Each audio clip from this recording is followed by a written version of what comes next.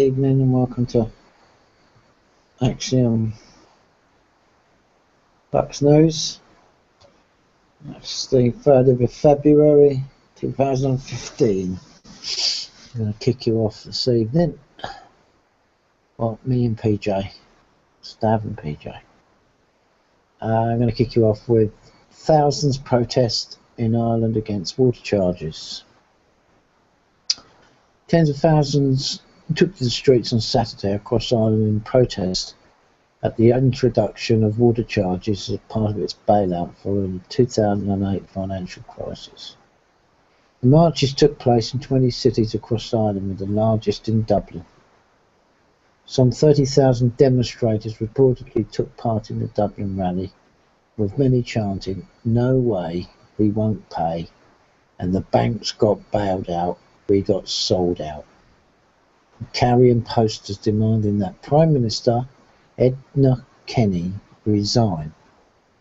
Derek Byrne, an organiser of the demonstration in the capital, said people were not just protesting against the water charges but also against austerity, the bank bailout and all the cuts imposed by the government.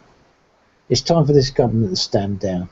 They no longer have a mandate from the people. It's time for them to go, Byrne added. One protester, identified as Lorraine, said the protesters are tired of the policies adopted by the current government. They've tried to blacken protesters as they have nothing else on us. We are just normal people, everyday people, who are saying no more. We are in debt, we are losing our homes, people are taking their lives, and enough is enough. We won't take it, said Lorraine. The Irish government decided to charge households for water as part of the bailout announced in 2010 by the so-called Troika on international creditors, the European Union, the European Central Bank, ECB, and the International Monetary Fund, IMF. However, opposition against the cost has grown as the first bills are to be sent out to customers in April.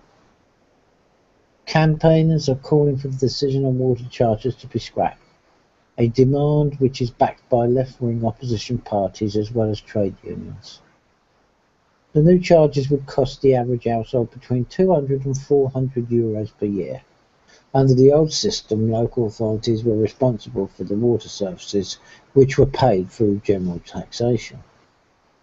Ireland exited its bailout programme in 2013, 3 years after seeking financial aid. The creditors supplied an €85 billion bailout loan to Ireland in 2010, coming mostly from external loans and guarantees, which includes a €17.5 billion taken mostly from Ireland's public pension fund. I think your mate Kevin have probably covered this in Ireland, PJ.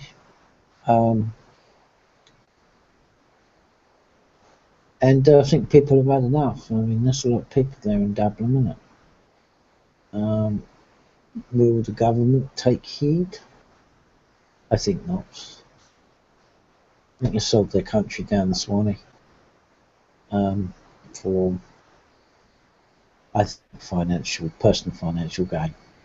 Yeah, that's the TNRSA website.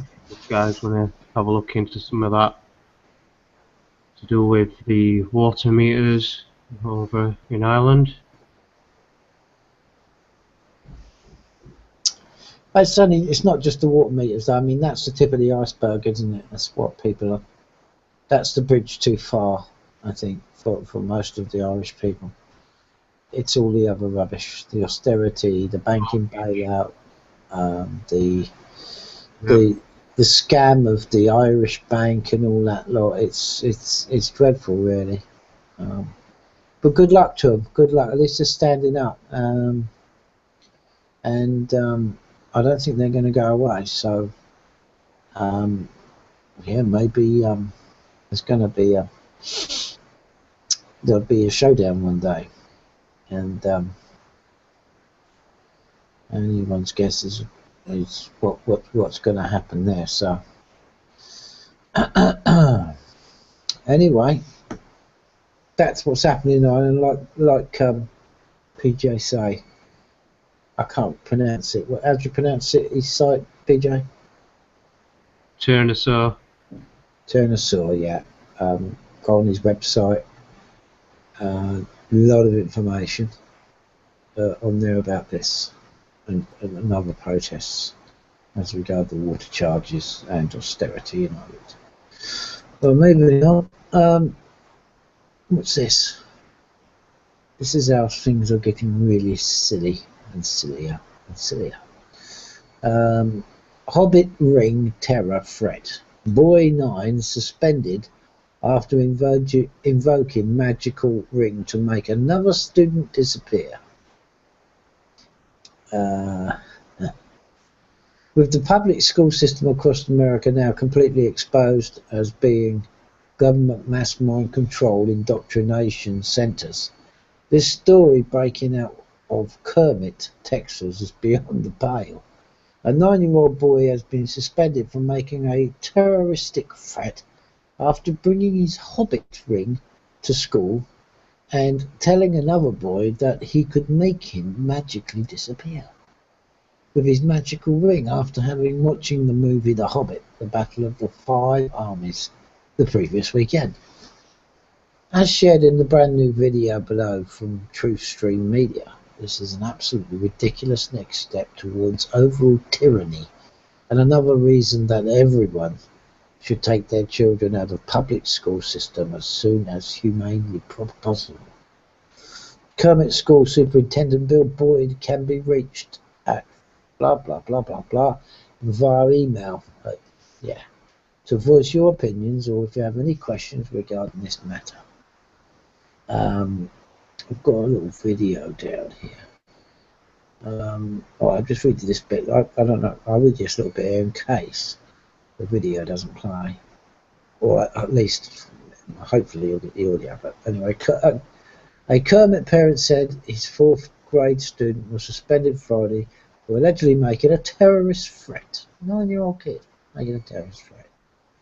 His father, Jason Stewart, said the family had been to see The Hobbit, The Battle of the Five Armies, last weekend. His son brought a ring to his class at Kermit Elementary School and told another boy his magic ring could make the boy disappear. Stewart said the principal said threats to another child's safety would not be tolerated, whether magical or not.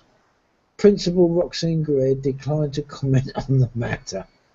All student stuff is confidential, Greer said. She referred a call from the Odessa American to Kermit ISD Superintendent Bill Boyd, who did not return the phone call. We'll try and play this. I'm not sure actually if it's...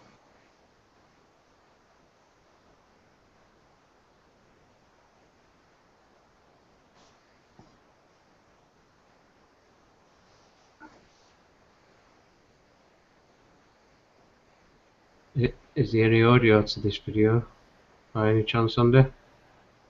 Is there no audio coming through? Not that I can hear, no. I don't know if it's using some headphones at the minute, I'm not sure.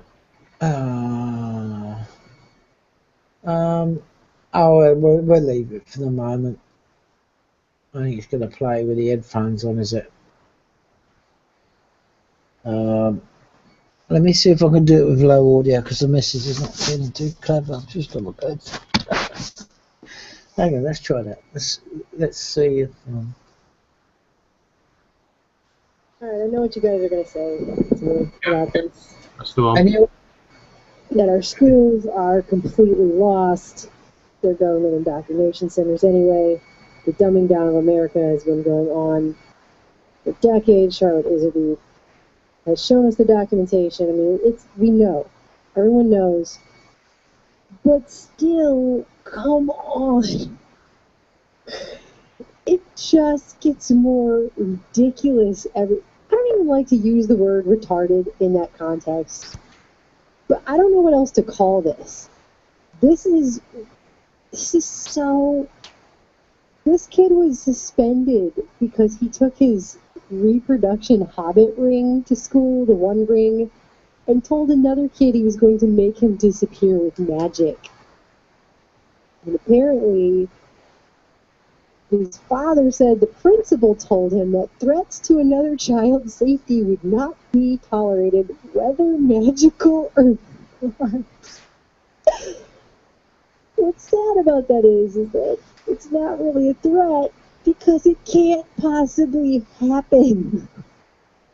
Therefore, the threat doesn't exist. I can threaten anyone.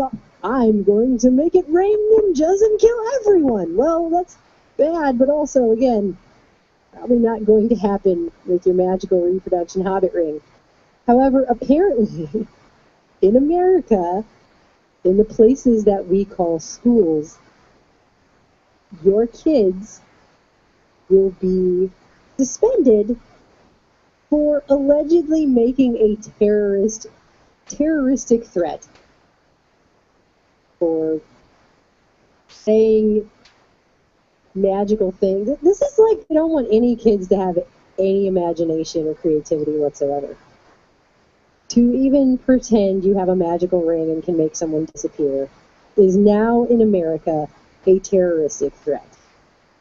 This is a 9-year-old boy who attends Kermit Elementary School, and apparently they have also given him in-school suspension for referring to another student's skin color, which apparently we're not allowed to even talk about anymore. We're so politically correct. You can't even talk about the fact that we have skin.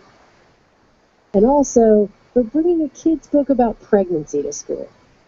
I hope this kid's dad is telling him the truth about our schools so he's not screwed up forever by this ridiculous institution. I don't know what else to tell you guys. The direction this country is going isn't just horrible or insane. It's beyond. It's as if we've just completely stepped into another dimension. That people could be this stupid. Hurts my brain. I just can't. I don't know what else to even. I just want. This video doesn't even have. There's no other point really. I don't have any wonderful answer because it's just this. The sheer amount of the stupid is so much. I can't even. There's no positive, uplifting thing I can tell you about how we fix this, because once everyone just starts yanking their kids out and trying to homeschool en masse, which is eventually going to be the response as this gets more and more ridiculous, they're going to find a way to make homeschool illegal. They'll just do that. So I don't know what even to say right now, but the stupid, it burns. And these are the people teaching our kids. These are the people running the camps that everyone is sending their children to. Oh. Stupid hurts. It really hurts you guys. Right. Just pop this back in, PJ.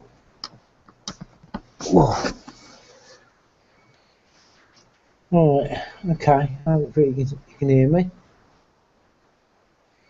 Hello? Yep, I can hear you. Okay, I'll stop sharing my screen. Just very briefly, I mean, this is how nuts it's getting. Completely, absolutely off the scale of stupidity like that girl says in that video. I thought it was going to be an interview or something, but it doesn't matter, it's still valid. Yeah, like she says, like a different dimension.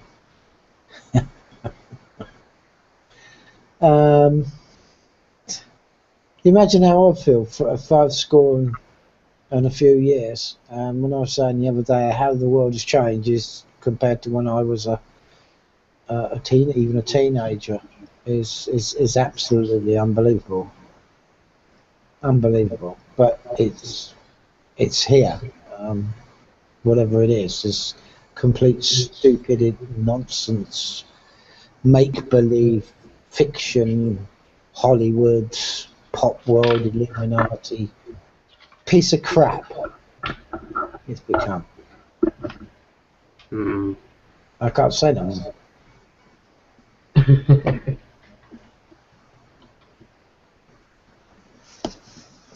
And that's the end of my articles. Okay, well I'll just expand on that, seeing as that's your article you've chose to leave on, so there you go. Let me know when you can see my screen under. Yep. 17 things that got banned from your school for no reason whatsoever. They say your school days are meant to be the best days of your life. Obviously, this isn't true. When schools have loads of strange rules you have to follow. We went around the office and thought of all the weird things our school banned kids from doing. Here's all the things that got banned at school, along with some sillier news stories.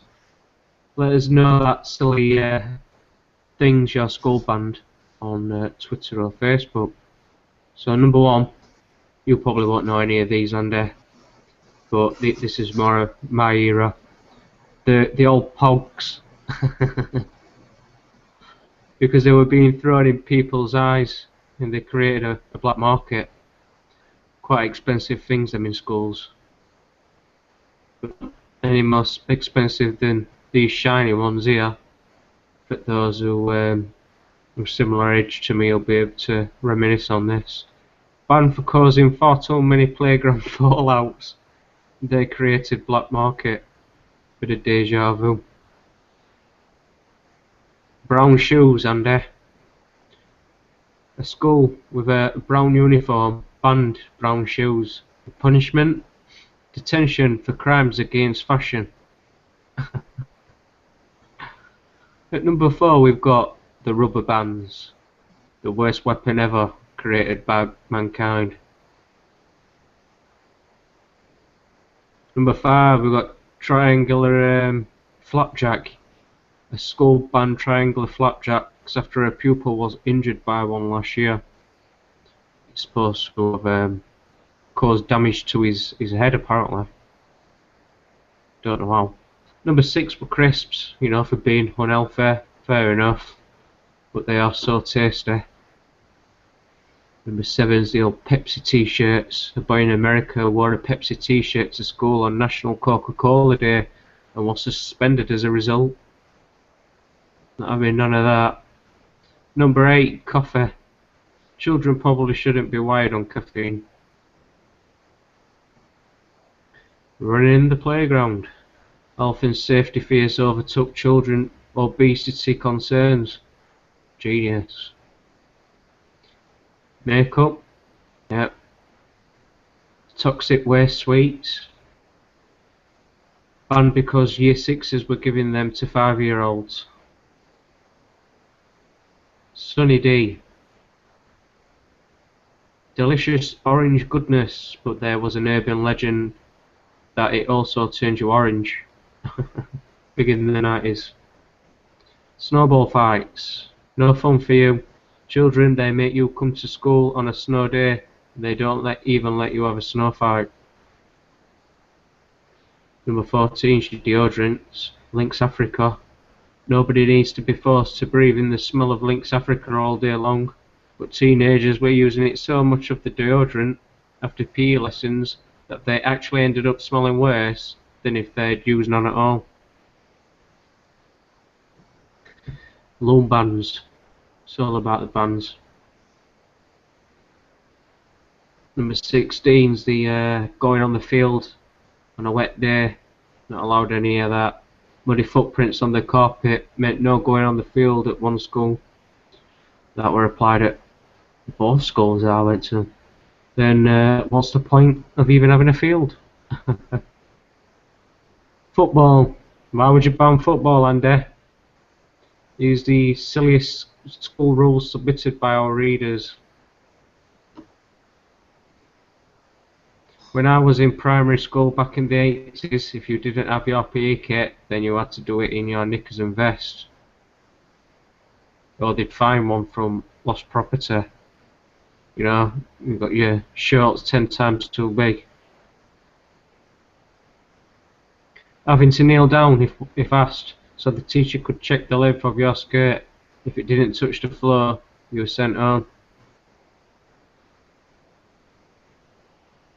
We had to wear a hideous skull cap.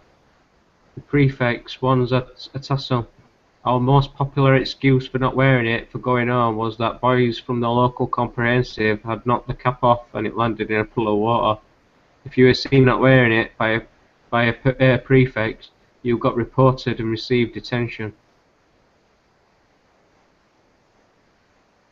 Not being able to wear coats or jackets in the unheated freezing corridors in winter and having to tuck shirts into trousers in summer.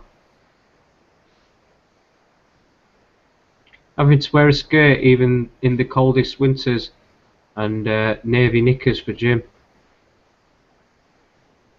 Glasgow, 1960s. If a boy met a teacher in the corridor, they had to salute, girls had to curtsy. Keep to the left from the stairs, drilled in so well that I still do it today. At St Michael's Roman Catholic in 1956, a teacher told me the next time I misbehaved she would use the smacking machine. She showed me the most terrifying machine in her cupboard. Years later I realised it was a vacuum cleaner. There were so many. Having to have our hair tied back, having to wear our blazers while walking around, but my favourite was not eating on the hoof in public. Students passing out in assembly because the school insisted we had to ask permission to take off our blazers. At our school we had the sides of the corridor rule, 2, and for PE, no more than 2 stripes on your tracksuit bottoms. Bottle green knickers. We used to have to stand up every time a teacher entered the room as a sign of respect, and then wait for them to tell us we could sit down. It was like being a human yo-yo. We had a forbidden corridor, that's what everyone called it, which you could only walk down if you were a member of staff or sixth form. On Own Clothes Day, we'd have to raise our arms, and if your top rode up and showed any flesh as a punishment, you'd be made to wear a school jumper from the lost property box. We had to walk on the left all the time and got told off if we walked on the other way down the corridor. Right is wrong. What's the mantra? Was a mantra. At our high school, they changed our ties when we were in year 9 in an effort to try and make people stop wearing them, so they were an inch long. It was a plain blue tie with the logo, and you were supposed to have a logo showing. Guess what? Still didn't work. Too many to remember, but I'm pretty sure I broke them all. Teacher's office was my own. My primary school head teacher was adamant that 8 PM was too late for any pupil in this school to not be asleep in bed. The final one. At Raynell High, boys got to wear normal shirts in PE, but girls had to wear tiny knicker shorts. Scarred for life, hashtag school rules. What we are school rules, Andy, if you can remember. You have out any weird rules like that back then? I think there was a few. No smoking. No having a joint in playtime.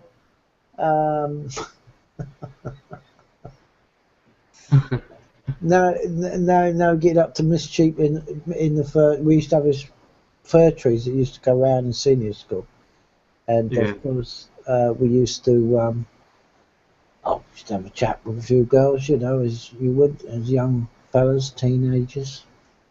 Of course, that was banned out of reach. That was put out of bounds. The fir trees were out of bounds. Yeah. So no sex education for us. So. Do you want to know what weirdest that I thought they had? A rule. Have a guess what on? Oh, I don't know, PJ. I mean, there were so many. I never used to take any notice of mine. That's probably why I didn't last long there. But there you go. Go No truancy. A on. rule on no truancy. Well, back in my day, we still had the cane, but I got the cane in a couple of times, 2 or 3 times when I first. Did you ever get slipper? He used to threaten me with that. I told him to go and get stuffed. We used to get board rubbers thrown at us and all sorts of stuff. Yeah. Anyway, Wooden board rubbers. there was loads of stupid rules in my day as well, but I think I smelt a rat when I first went to school. Anyway, I wasn't very keen on it, to be honest. It's all right messing about with. Messing about with my mates, you know, with elastic bands and paper pellets. I see that's banned, the old elastic bands. Kids, what were the girls? The girls who used to tie all their hair up with elastic bands. Yeah. So, yeah, it's yeah. I say like in my article, if you've got kids, get them out and home teach them. That's it. So on. Alright, moving on. Ebola vaccine trials begin on volunteers in Liberia.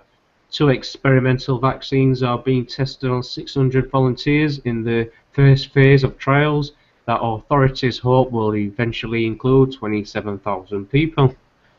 A large-scale human trial of 2 potential Ebola vaccines has started in Liberia's capital, part of a global effort to prevent a repeat of the epidemic that has now claimed nearly 9,000 lives in West Africa.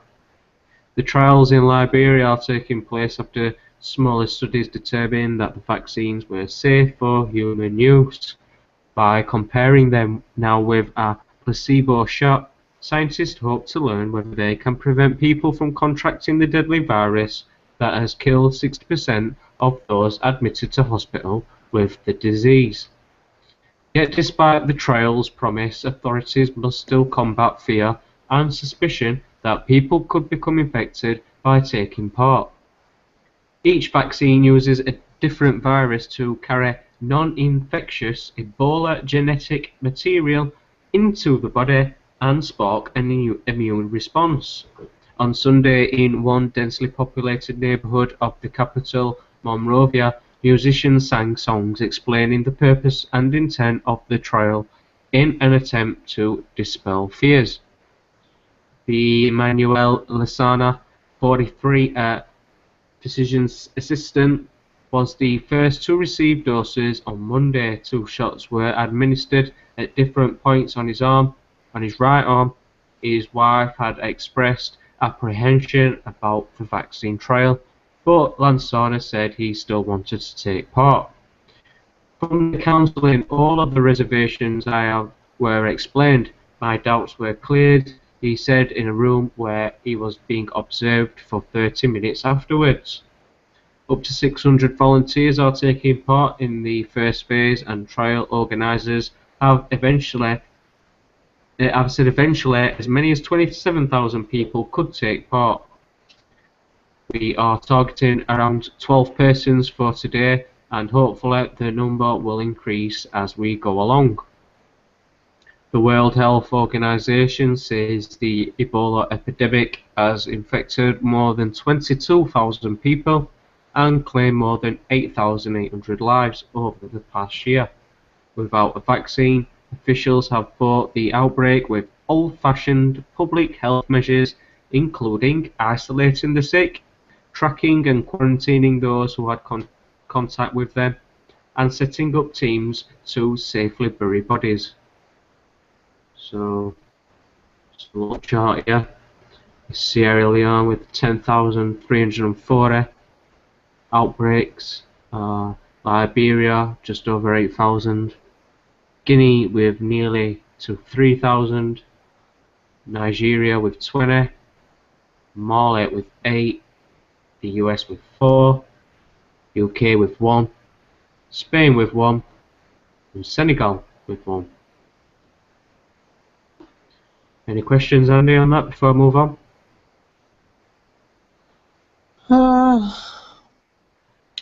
I don't suppose the people will know how they what's in the vaccine, how they come about making the vaccine. You know, I don't suppose any of them will be told exactly what's in it.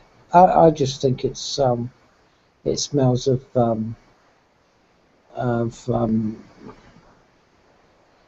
they've done something similar. They went for Ebola in Kenya, and I think they sterilised over 2 million women. So anyway, perhaps it's something to do with that. Maybe. Okay, this is my next article. 93 former SS officer Oscar Groening will face a German court and says the screams from the gas chambers still haunt him. A former officer of Auschwitz concentration camp is set to go on trial in April for 300,000 charges of being an accessory to murder, the AFP quoted a court as saying Monday. Defendant Oscar Groening, who is now 93, will face the court over charges regarding the 425,000 people deported to the death camp between May and July of 1944 and the deaths of 300,000 people in the camp's gas chambers. Known as the bookkeeper of Auschwitz, Groening's job at the camp as a 21-year-old officer was to count the cash taken from the luggage of prisoners and transfer it to the Nazi authorities in Berlin. He would also remove victims' luggage to cover up signs of the mass murders. He was initially charged in a regional Hamburg court in September. The next stage of the trial is set to take place in Nuremberg, Germany on April the 21st. In court, the former SS officer will face 55 plaintiffs, mostly survivors and relatives of victims. In a 2005 interview, Groening said that he regretted that he works at the death camp and reportedly still hears the screams from the gas chambers. I was ashamed for decades and I am still ashamed today, he said, not of my acts, but because I never killed anyone. But I offered my aid. I was the cog in the killing machine that eliminated millions of innocent people. Okay. Next article is 8 people injured in a school bus accident in St. Louis City. It's a 19-second little short video here that I'll play if I can.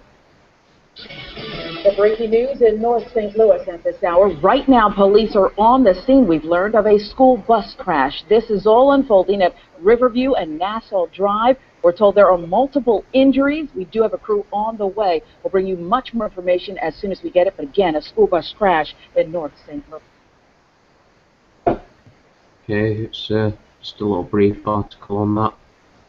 Followed by this one. This is a London bus roof ripped off. This is a 30-second video. I'm going to play. Was it a branch?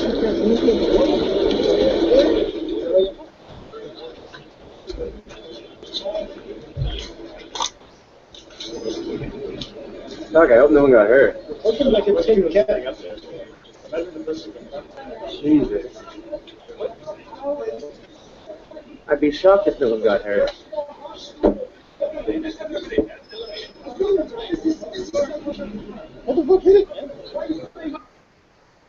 There you go.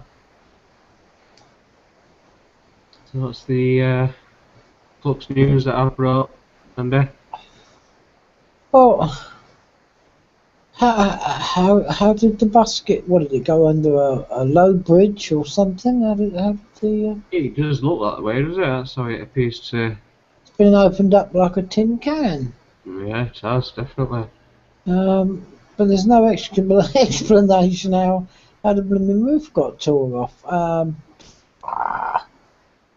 Strange that, isn't it?